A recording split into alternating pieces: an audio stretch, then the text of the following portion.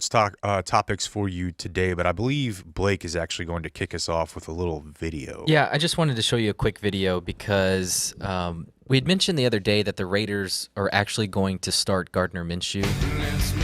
And hold on a sec. I think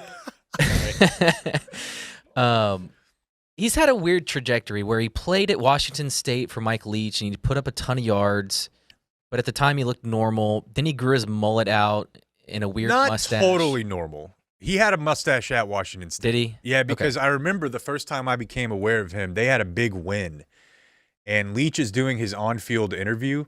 And as universities will do when they get a player with a funny bit, a la Texas was actually selling Quinn Ewers wigs, like mullets, when he first got there. Yeah. Well, but remember Landry Jones had the Landry stash? Exactly. He was all over that. So Minshew runs up during Leach's on-field interview. It's like a Friday night Pac-12 game and just slaps a mustache, like a stick-on mustache on Leach's face. And Leach is Leach, so he's real confused already. And that's when I first heard about him. And then, of course, once he got to the league, he did a podcast interview. I don't know if you've ever heard this story, Danny, where when he was in college, he was trying to get another year of eligibility. So he needed a medical red shirt, and his move was he drank like a fifth of Jack Daniels and started hitting his own hand with a hammer, trying to break his own hand. I've never heard that. Yeah, I don't think it worked.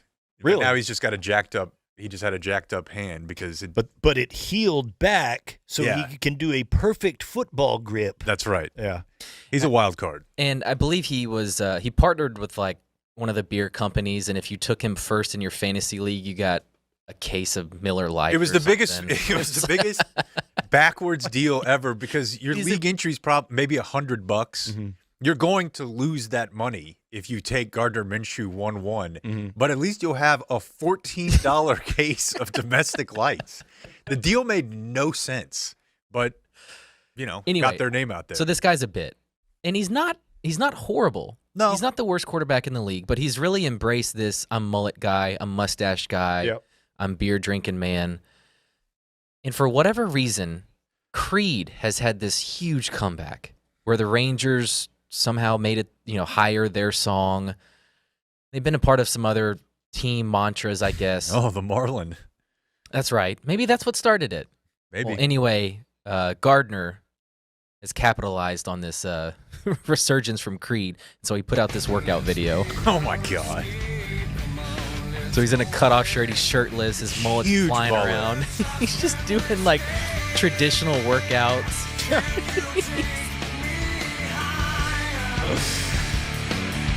And it's set to hire. I wonder what the coaches think. Look at it, he's so God, dude, he ridiculous. looks so 70s now. Now he's got getting a little bit chest hair. older, Yeah. Yeah, that's fantastic. He's leaning into it, and he's the starting quarterback for your Las Vegas Raiders. man, if he do a little something with that hair, he's giving off some serious Burt Reynolds vibes. That's kind of what I was looking for when I said 70s. Burt badass. That is. And you know what? The Cowboys would never embrace that. No. Like they want the most boring backup quarterback possible. And they found him. Yes. The worst interview On the field and off. I've ever conducted. The worst liner for sure. Really? Yeah. This is not good. So I had a couple of football topics. Everyone is buzzing about flag football in the Olympics because it's going to be a thing in LA in 2028. I love it. And it's been growing. There's going to be a small professional league, I think 6 cities launching next year. It's grown quite a bit on the international stage. They have like a World Cup or a World Championship. So it's been in the news because the Olympics were just here and they're previewing what 2028 is going to be like. And a lot of players in the NFL are watching their NBA counterparts who are pros get to go compete for a gold medal for the United States of America. And they're like, well, we want to do that. Why can't we just play flag football in the Summer Olympics and try to win a gold medal? Because it's the only chance you're probably going to have. There aren't too many guys who late in their career decide to be a bobsled pusher like Herschel Walker. And it's the league has been pushing, the NFL has been pushing like flag football engagement and involvement with youth and like with community leagues. So that's the first part, is that this is going to happen. And I'm sure there'll be a bunch of curmudgeon-y sports writers who are like, this is a bastardization of the game, all that sort of thing. But it really was back in the news again over the last couple days because a guy named Darrell Doucette, who is the current quarterback for the United States team.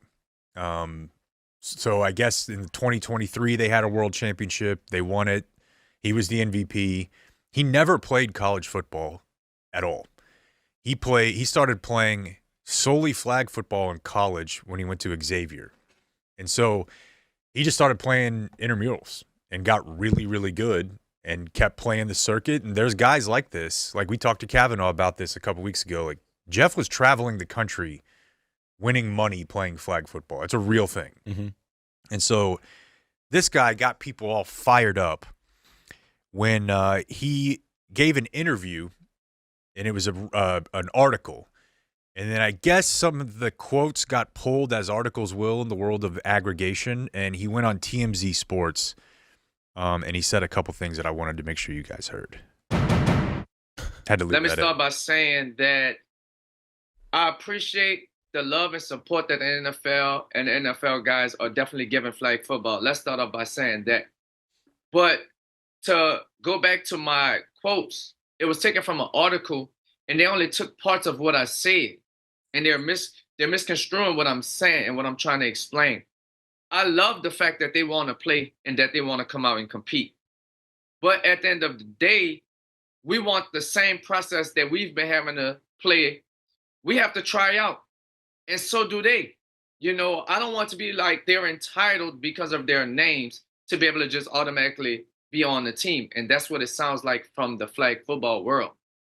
We are fans of these guys, and we love, like I said, we love the fact that they want to go out and win a gold medal and represent the country just like us. But we don't want to be forgotten about because we are the ones that helped this game get to where it's at. I can kind of see where he's coming from. I love everything that he just said. Yeah, I can kind of see where he's coming from, that, Micah can't just tweet, I want to be in the Olympics. I want to be on the flag football team. Like, no, you're going to have to play qualifying. But you're going to have real tryouts. Can't you assume that the NFL guys would be better than the people that play flag football? I don't think you can. Okay, so he does get into that. What would happen if you got a team of NFL dudes? How many are on a team? 5? 7? I think this is 7-on-7. Okay, 7-on-7. And they typically get like 15 guys. You get these guys out of their pads playing under the rule system that's in place for flag football, and here's your NFL's best. I'm not going to sit here and say that they wouldn't get smoked by the dudes that are elite at that particular sport and have been playing together for a long time. You almost see it in the NBA right now, dude. Our men's Olympic team almost got beat by France in the final. They almost got beat a couple times. Yeah, they almost got seriously beat by I can't remember who it was a round or two before. And you watch you watch them play, and you realize, look, just because that is the best that the NBA has to offer doesn't mean that it's not going to look like a freaking all-star game when they go out there. And that's what it looked like. And the biggest thing too, which he gets into a little bit here, is it's just a really different game. So like Tyreek Hill for sure. You can grab probably a dozen wide receivers, and they would be pretty effective. But past that, there's not too many guys who are effective playing flag football who weigh 215 pounds. Mm-hmm. You know what I mean? That's just not how that game works. It's way more. I mean, I've told you guys this before. There was a 5'3" Vietnamese lady who was of the best flag football players I've ever seen in my life. She was on Jeff's team. Mm-hmm. Because she's low to the ground, she was quick as hell, and she had insane hip movement. And if you haven't pulled a flag in a while, also, it's a problem. But it's not the same as just running through somebody, through the ball, through the play. Yeah, but not everybody is Derrick Henry out there. I think if you gave Tyreek Hill 3 months to do this, because these guys are so specialized. I mean, what's the comp here? Is it, let's say, if you want to build like a 3-on-3 team, like the Olympics has basketball 3-on-3. Don't you think if you threw KD, LeBron, and Steph Curry out there, they would win that too? I think they'd be closer than the NFL guys would be. They probably would win it. And I'm not saying the NFL team would be bad, but I am saying it's a way different game. You can't check a receiver.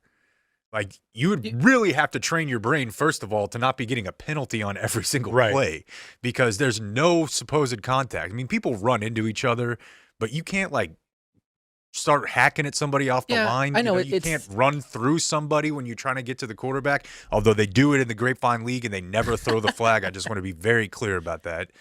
It's a way less physical game, but it's a very similar skill set. And the people that are very good at this skill set play in the NFL. I think you'd be better off letting the Men's World Cup team or the U.S. Men's National Team train for 3 months and see if they could do it because they're smaller and they're quicker. So I think the NFL team could be good, but I don't think that it would be dominant. And I think you would have there'd be a couple guys that would have to make the team that would not be very good. I don't think you would be able to get a quarterback from the NFL to do it, would you? So he mentions Patrick Mahomes here. And this, of course, is one thing that got people really fired up. I think this is that part. At the end of the day, we are all men. So we welcome competition. But I'm not necessarily speaking about myself being the quarterback or trying to compete against Patrick Mahomes or anything like that. At the end of the day, I feel like I'm better than Patrick Mahomes because of my IQ of the game. I know he's right now the best in the league. I know he's more accurate. I know he has all these intangibles. But when it comes to flag football, I feel like I know more than him. Probably does. He's been doing it. At flag football. How old is this guy? 35. Okay, he looks really young. But he's been playing a long time, like almost 20 years. And so if you look at that guy, I don't know who your quarterback would be, but I don't think it's Patrick Mahomes. It's Lamar. It would have to be. That's about it. Like, that's about what you'd have to have because Jalen Hurts or Dak would be dead in the water. You might even be better off just having Tyreek Hill be the quarterback. Because when you, like, exactly. I've been on flag football teams that had a guy with a rocket arm who played college football and was a stationary quarterback, and they got killed. Yeah, but my guy's fast as hell, though. Really? Yeah. He's very, very elusive, and he's not that big. Yeah, what's Dak going to do after 3 Mississippi? Dude, that's the thing. And, like, Mahomes is great at getting out of tackles, but they don't have to tackle you. All they have to do is get to your hip. Mm-hmm. And that's not his magic. I don't think it would work as well. It's a very different game. Lamar, maybe. But with some training, I still think the best athletes at this play at the highest level, and they could figure it out. It's going to be fun to watch. You know, and I also wonder how, like, teams are going to handle it. Okay, but think if you're NBC, aren't you going to want NFL guys on there? Yes. Like, I would watch if NFL players played. I would not watch if this guy was the quarterback. Oh, I'm going to watch either way. But I know what you're saying. From a marketability standpoint, having, Amon-Ra and CD out there would certainly sell a little bit bigger. He does talk about the flag pulling thing a little bit right here, which I thought was interesting. Flag pulling. Flag pulling is very difficult, especially when you have elusive guys that know how to hip moves, dip, and all these different moves that we've been training to do, just like they've been training to do to make it to the NFL. This is our game that we love to play. So we go play on a daily basis and we train to do these moves. Offensively, I think they will be successful when it comes to certain things. But the width of the field is smaller. The timing isn't as much. And I think they will have trouble with flag guarding. I also think they may stiff arm. That would be a huge problem because half the dudes that I've played with, when they get the ball, they literally just hold it like at their chest.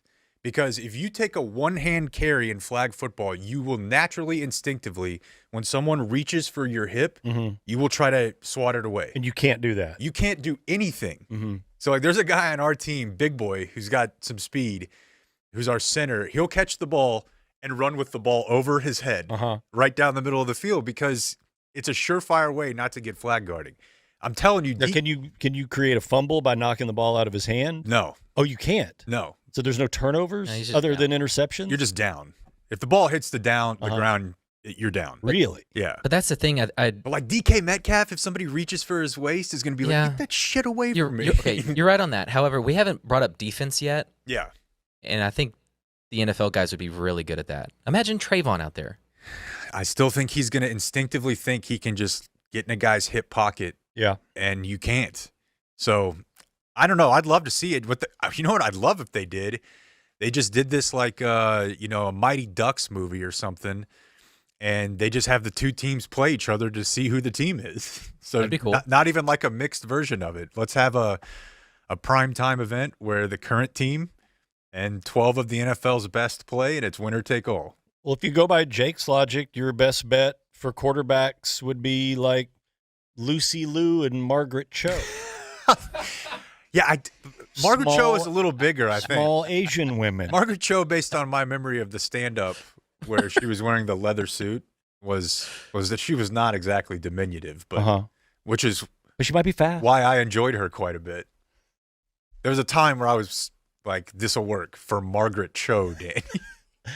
It was the summer and Comedy Central was running the special a lot. Do you think my popular Asian culture celebrities are a little dated? A little bit dated. Lucy Liu. Yeah. Who was she? Was she like Xena, the warrior princess? No, she's still around a little bit because she was in know. Oh, I don't want to say anything because it's going to be racist. She was in Charlie's Angels, but still, yeah, that was a long that was time a ago. long time ago. Yeah, I was about to mention a current show. Aquafina. There's one. Okay. Yeah. I didn't want to just throw out. We should move on. Shogun? Are you going to say she was in Shogun? Shogun is awesome, by the way. Yeah. Have you seen it? Some. Yeah. He bailed. You bailed on No, Shogun? I haven't. What about you? loved it. Yeah, I finished pretty quick. Wow. Yeah. Pretty exceptional. Even if it sucked, I mean. What, the ladies? Oh, my God. Yeah. Yeah. The one scene where she actually goes in and kind of surprises him when he's asleep. She just that was pretty special. Yeah. Yeah. Anyways, we've got controversy involving the Miami Dolphins. Controversy. So this has been something that's kind of been percolating a little bit. With Brian Flores, their former head coach, he had the situation where he got fired and then he sued the league because he said that their owner was trying to incentivize him to lose, to pay to tank because they wanted, X quarterback over another. And that he made allegations of racism. Their owner ended up getting suspended for a year, which is hilarious. What does that even mean? You're just like an 80-year-old billionaire, and they're like, don't come to work for a month. You're like, okay, so I just don't have to mess with any of the stuff? Can't go to the games, I guess. Yeah, but okay. It doesn't seem like that big of a deal. A lifetime ban is one thing, but a year suspension. But but that goes on as permanent record, Jake. it's in the file? Mm-hmm. Well, you and I have talked about those before. I've been in a lot of files. Yep. Yeah. So one thing that you started hearing after they fired Brian Flores was that he had a really poor relationship with Tua Tagovailoa. I'm never going to get that right. Just say Tua. I'll just say Stop Tua. trying to be cool and pronounce it. And that's exactly what I was doing. And they hired Mike McDaniel, who is like the coolest guy in the world. We all became kind of obsessed with him his last year in San Francisco because he looks nothing like a football coach. Yep. He talks nothing like a football coach. Talks like a genius at the Apple store. Yeah, and right. And definitely in like picture it, one looked like it. As you can see if you're watching at home, though, and you'll see it in the NFL this season, after 2 years in Miami, the overworked Twitter joke of the week was he already looks like a Coke dealer or like a nightclub owner. I mean, how is that the same guy? Okay. He looks so cool. He has like a perm. The thing that I know, okay, so he's grown out his beard a little bit. Yep. And he stopped slicking his hair back. Yep. Because his hair is it's obviously curly, but he used a lot of product in the picture left to get it to do that. And he went with, rather than prescription dork glasses, like bifocals, he went with blue blockers. Yeah. Like I swear to you, this guy has worked with Tony Montana. He looks kind of badass. And he's got like a $10,000 watch on. That he coaches in. Yes. On the sideline. The watch? Yeah, he coaches in the watch. He coaches in like $800 Nikes. And the pants. The pants that don't reach your ankles. I've come around on those. I'll never let you see me wearing them, but I've come around on those. They're actually comfortable. Some guys can pull them off. You Thanks. you could change the logo on his polo on the left, and it would make more sense if it said Best Buy. yeah, right? For sure. Yeah, And for the sure. other one just needs to say cocaine. Right. It's right there. So he's the ultimate players guy. His players love him. The people in San Francisco loved him. Every stop he's been at, everyone loves him. And that's not been the case for Brian Flores. So Tua went on the Dan Le Batard show, and after 2 years with Mike McDaniel, is it 2 or 3 now? It has to be 3 because he got paid. This is 2 Tua? with Mike McDaniel, and he's had 2 with McDaniel and 2 with Flores. So after those 2 years, they paid him. They've won a lot of games. They've flamed out, of course, at certain times throughout the last couple years, but they're a good team. He's a good quarterback. And this is what he had to say. Can you explain to us the difference in practical terms between having a coach who did believe in you the way that he did and the difference between that and what was happening with Flores? Yeah. Well, to put it in simplest terms, if you woke up every morning and I told you you suck at what you did, that you don't belong doing what you do, that you shouldn't be here, that this guy should be here, that you haven't earned this right, and then you have somebody else come in and tell you, dude, you are the best fit for this. Like, you are accurate, you are the best whatever, you are this, you are that. Like, how would it make you feel listening to one or the other? You see what I'm saying? And then you hear it, regardless of what it is, the good or the bad, and you hear it more and more, you start to actually believe that. I don't care who you are. You could be the president of the United States. You have a terrible person that's telling you things that you don't want to hear, or that you probably shouldn't be hearing. You're going to start to believe that about yourself. And so that's sort of like what ended up happening. And it was, I mean, it's basically been, 2 years of training that out of not just me, but, a couple of the guys as well that have been here since my rookie year all the way till now. It's pretty damning. It's pretty scathing, yeah. Yeah. Sure. I mean, he referred to him as a terrible person. It's weird, though, because I think probably some of the discourse, Danny, is like old school football heads being like, you're not supposed to be told you're great every day. Like, you haven't done anything. You haven't earned anything. So that's why we're going to, Parcells way. We're going to coach you and make you realize you suck so you'll want to get better. And it's probably just different for every player, but I certainly think in the current generation, you're going to get better results by by pumping guys up than tearing them down.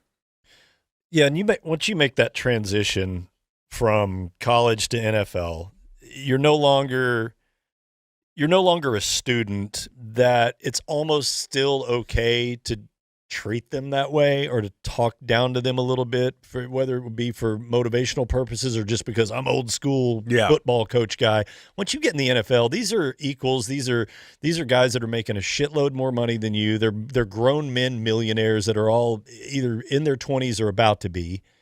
That doesn't motivate people anymore. Yeah. And I'm sorry, there's people out there that can say, that's the wussification of sports and America, and it was better back in the day when, you punished your kids on the field by withholding water for the weak. Yeah, just ridiculous. It's like let's evolve a little bit as people and realize that is just not the way to treat people. Period. But especially once you get out of high school and college and you're part of a business, you work together. These are co-employees. These are colleagues. They should be treated as such. I mean, if anybody, so for example, like if you work for a corporation and your boss, so your head coach invariably is their boss, and you work for this company called the National Football League, and one of the bosses talks to you that way and treats you like that guy's going to be gone. You're going to have witnesses that heard it, that will back you up, and those people are going to lose their jobs. It's unacceptable. I'm not saying there's never a time for a coach to get fiery. And, if he senses, hey, this is just a half-assed slapdick practice today and he wants to call everybody to the 50 and yell. But I don't think you can do it every day, and I don't think you can do it to your quarterback. A young quarterback trying to figure out the NFL, I think telling him you suck every day is That is not going No, to it's work. not. It's a confidence-based position. It grinds your psyche down, too, Yeah. to be exposed to that kind of toxicity. And It's funny, too, because he asked, they, of course, Brian Flores is in Minnesota now, and they ran right to him. And we're like, hey, that's what they do. what'd you hear? What'd you think about this? Did you hear this? And he handled it well, but I feel like he was taking a backhanded shot at Tua. Because he's like, yeah, I mean, I hear the criticism, and the way that I've tried to live is that, when someone criticizes me, I learn from it and get better. It's kind of like, it felt like the subtext was, unlike this pussy. I did. Don't hug me.